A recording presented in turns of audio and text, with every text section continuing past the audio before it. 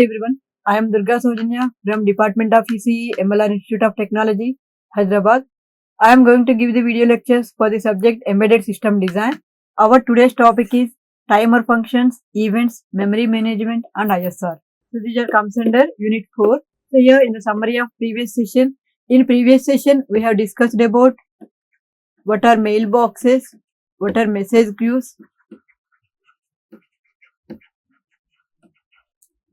and pipes, how these are all will be used for achieving task synchronization,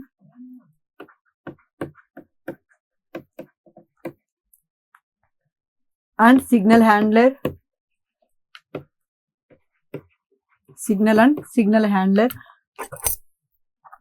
and what are the functions used by these processes for OS, so real time operating system. So these are the topics covered in the previous session. In today's session we are going to discuss about timer functions, event register, memory management and interrupt service routine. So timer function. A timer is a scheduling of an event according to a predefined time interval. So that means just like setting an alarm clock. Here a timer is nothing but scheduling the alarm time. So whatever the time assigned for a particular task, so it will be a predefined time value. So a timer is the scheduling of an event according to a predefined time value. So for instance, the kernel has to keep track of different times. So for each process, as we have seen in the task scheduling, that is a predefined time interval 2 milliseconds or 3 milliseconds can be allotted for each process. So in round robin scheduling algorithm, a predefined time slot will be assigned for each process. So like that, the different time intervals will be applied for each process. So how can the scheduler assign this time interval to each process? So by using the timer functions only. Here the timer functions will be used for assigning the time interval or setting a predefined time interval or calculating the time taken by each process. So for these functions we have used the timers. So a particular task may need to be executed periodically. So that is a timer issued to keep track of this periodicity. So that means like that in round robin scheduling algorithm. So if a 2 milliseconds is the time slot or time slice, so that means the timer has to check that the 2 milliseconds has to be achieved by each process or not. So after completion of each process 2 milliseconds time period, so it immediately sends alert to that process to stop its execution and alerts the another process to enters into the execution. So that means here it should be keep track of the periodicity. So it may be waiting in a queue for an event to occur to utilize a shared resource, or if a resource is not available for a specified time, the task is stayed in the waiting state. So here depending on the time period, so here we have to assign some time period for waiting state. So just like some 5 milliseconds.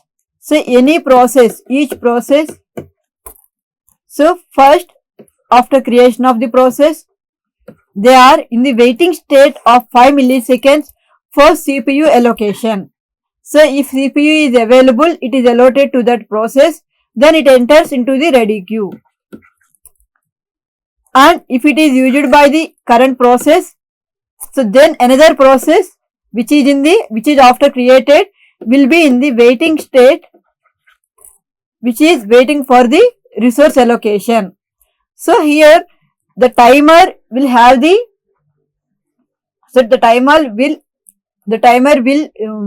allot the time for waiting state after the allocation of resources. Immediately whenever the resources are allocated to that process, immediately the timer stops its event and it changes the process state from waiting to the ready state.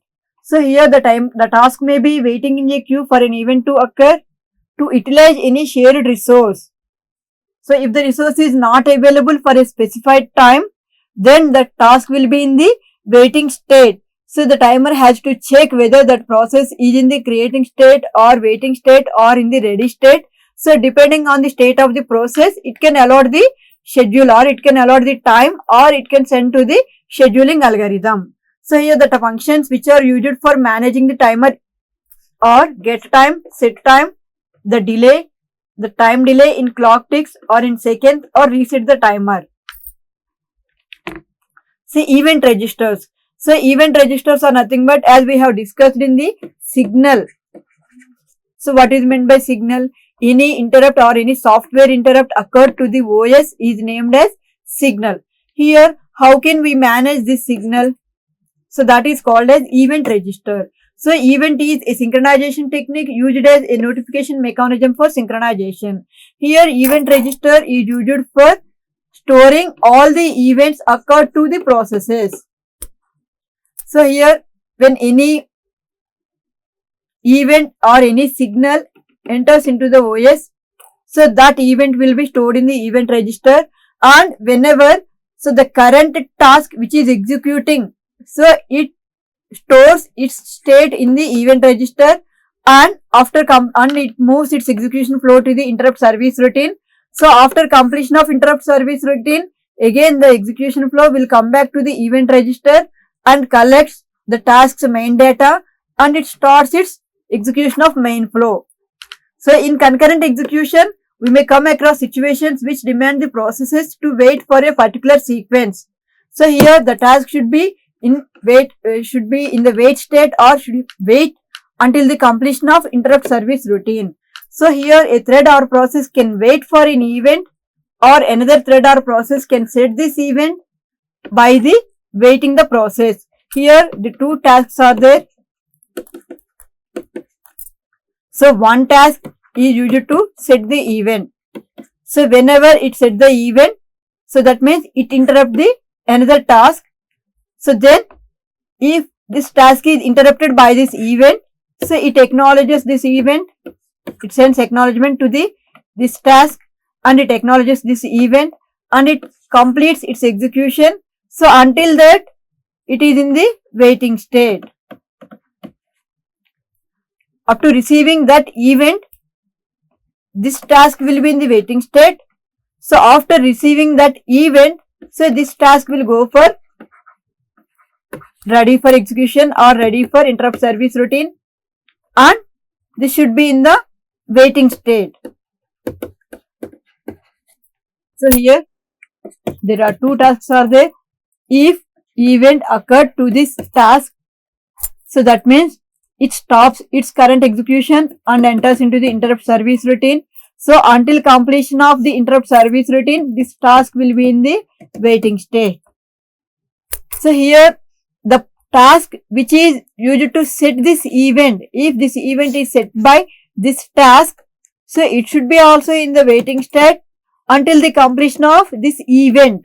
So that means after completion of this interrupt service routine, it comes back to the main execution flow of task 1, then it comes to the execution state or ready state, then it releases its event. Therefore the T2 will also moves from wait state to the ready state. So the creation and handling of event objects for notification. So here we have one notification mechanism in the synchronization, so which is used for notifying each task with an event occurred. So whenever an event occurred in the process, so if task 1 is executing, is in the execution state, or if it is executing its current process, when any event occurred, it has the notification that some event has occurred to this task. So then after completion of present instruction in the execution, it stops execution and it enters into the particular event. So the event register is a special register which is provided by the kernel for each task control block. So it consists of event flags which are used for notifying that particular task that event occurred. So depending on the kernel implementation, an event register can be either 8-bit or 16-bit or 32-bit. So each bit in the event register treated like a binary flag, and these can be set or cleared. So whenever it's set, it indicates that event occurred to that particular task. So a task can check for the presence of events by using this flag register. So which is called as event register. An external source such as a task or ISR can set the bits in the event register to inform that a particular event has occurred. So whenever any event occurred to the task 1, so then that particular flag related to the T1 task will be set by the event register. In the event register, one bit is assigned for task 1. So that bit will be set by this task or interrupt service routine to indicate that event occurred to that particular task. So here these are the functions used by the event register by the operating system for managing the event register. So creating an event register and deleting an event register and query of an event register, set an event register and clear an event register. Here set an event register indicates that an event occurred to that particular task, and clear an event register indicates that so no event will be there, so therefore it will continue its current flow of execution. So next, memory management. So memory management is a service provided by the kernel which allows memory needed either static or dynamic for various processes. So that means here in the memory management it indicates that so we have a memory management unit. So that is used for allocation of memory locations to each process. So how much memory will be allotted for each process? So either it is static memory or dynamic memory. So which memory will be allotted for which process? So these are all will be defined by the memory management unit. So it optimizes the memory needs and allocates memory to processes and manages it with appropriate protection for memory utilization. So how effectively the memory utilization will be achieved by the OS will be defined by the memory management unit. It is used for so whatever the memory needed by all the processes and how much memory will be allotted for each process and how can the memory protection will be assigned for each process. So here the authors may disable the support to the dynamic block allocation. So here some OSs support the dynamic memory allocation, some OSs may not support the dynamic memory allocation. So depending on that, it has the RTOS will have the possibility to disable the dynamic memory allocation or enable the dynamic memory allocation. So the MMU supports the dynamic page allocation and dynamic binding, which increases the latency of the tasks and ISRs. So here it may not support the memory protection. Some RTOSs, some real-time operating systems may not support the memory protection schemes, and some OSs will have the memory protection schemes. So depending on the RTOS used for our processor, so that memory protection will be enabled or disabled. So these are the functions used by the OS to manage the memory functions. Here it is the memory, create a memory block. So that means a block of memory will be allotted for each process. For P1, some memory will be allotted with some 100 memory locations or 1000 memory locations. So like that. Some get data from the memory. So how can we receive the data from the memory or send the data to the memory? So post the data in the memory, query a memory block, free the memory block. So these functions will define how can we use this memory in our operating system for each process. So next, ISRs in RTOS.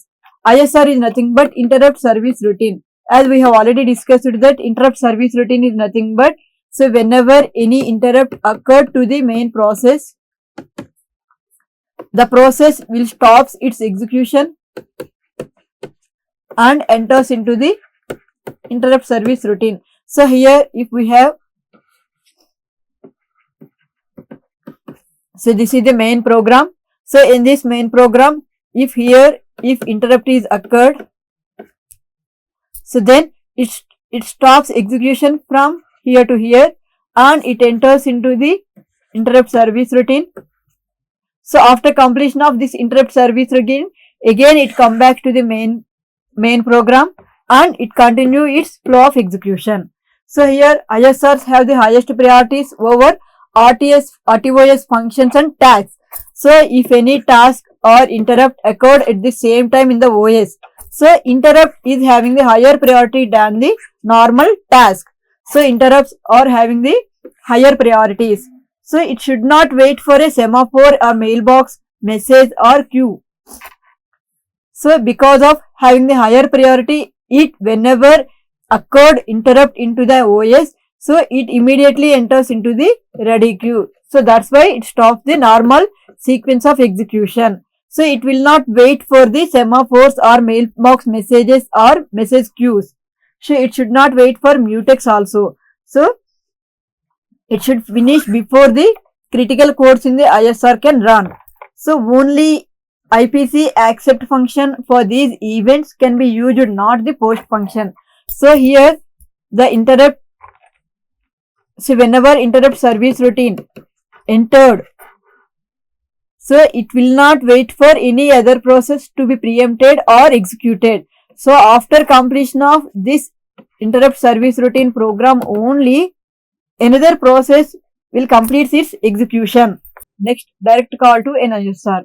Here direct call to ISR means whenever an interrupt occurred, the process running at the CPU is interrupted and corresponding ISR will be executed and the hardware source calls the ISR directly. So here direct call to ISR means for the microcontroller, so the interrupt occurred through the hardware pin. If interrupt occurred through the hardware pin, it is known as direct call to ISR. Here, so here you go. Through this pin, if any interrupt occurred, so it stops its execution and so whatever the codes, whatever the program written in the interrupt service routine, it is executed. So here, so it is entered into the interrupt service routine and after completion of interrupt service routine, it is returned to the main process and it completes its main process. So here this is the first step, that is interrupt occurred, and second step is here, so whenever interrupt occurred, here the interrupt sends the request to the CPU and whenever the CPU receives its interest, so the ISR will be started. So that means it starts its execution and after completion of ISR service routine, so then the main flow will be started. Here it stops its execution and enters into the ISR. After completion of ISR, again it comes back to the main process. So here the hardware source calls the ISR directly and ISR sends ISR enter message to RTOS and which informs the RTOS that the ISR will handle the control of CPU and it takes the CPU, that means it releases the CPU from current process and ISR will handle the CPU. So next, the ISR code can send into the mailbox or message queue, but the task waiting for a message box or message queue does not start before the return from ISR. Here, so if any task or if any process is in the waiting state, so they are not moved for execution or moved for ready state or for execution, so until the completion of ISR. After completion of ISR only, they will go for execution. So until that, no message or no mailbox message or no message queue message will not reach the task into the ready state. So when ISR finishes, then only it sends the exit message to OS, then only that CPU or resources will be allotted for another task. So on return from ISR, by retrieving saved context, the RTOS returns to the interrupted process or reschedules the process. So here from the main process, so first when interrupt occurred, so it requests the OS for CPU allocation. So after getting the allocation of CPU, it enters into the ISR So whenever it enters into the IF or ISR, it sends message to the mailbox or message queue for holding the CPU. So after completion of ISR, it again sends the exit message to operating system, which indicates that interrupt is completed. So whenever the exit message is received by OS, then it allocates the CPU to another processes or tasks which are in the scheduler. So this RTOS action depends on event messages, whether the task waiting for the event message from OS or ISR or the task of having higher priority than the interrupt task. So here then the scheduler will assign the CPU to either the task which is having higher priority or based on the message from the ISR. So based on the message from the ISR, whatever the current process which is stopped execution, so we'll go for that process to complete its execution. After completion of that execution, so it will go for higher priority task. Next, multiple ISRs nesting. Here in the main program, if interrupt occurred, so it enters into the interrupt service routine. So in the interrupt service routine of interrupt 1, so again here if we have another interrupt, so then it stops execution here and it enters into the interrupt service routine of second interrupt, and after completion of this task, it comes back to the interrupt service routine of first interrupt. After completion of this, it comes back to the main program. This is called as multiple ISRs nesting. So here each ISR low priority sends higher priority interrupt, that is the interrupt message to the OS to facilitate return to it on the finishing or return from the higher priority interrupt. So when any higher priority interrupt entered into the interrupt service routine, so then it stops execution and enters into the interrupt service routine of highest priority task, and then again, so then again it comes back to the interrupt service routine of the current interrupt. After execution of current interrupt service routine, it comes back to the main program. The nesting means when an interrupt source call of higher priority, then the control is passed to the higher priority and return from the higher priority, the lower priority ISR starts executing. Here also, while going for any interrupt for the interrupt service routine, so on execution of this interrupt service routine, if any higher priority interrupt occurred, it stops executing the current interrupt and it will enter into the higher priority interrupt service routine. So after execution of this, again it comes back to the lower priority interrupt service routine.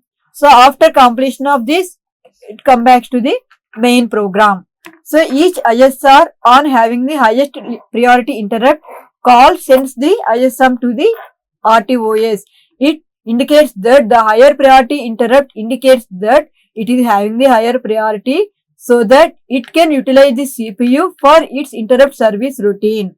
So it sends the message to the RTOS. So the common stack for ISR nested calls similar to the nested function calls.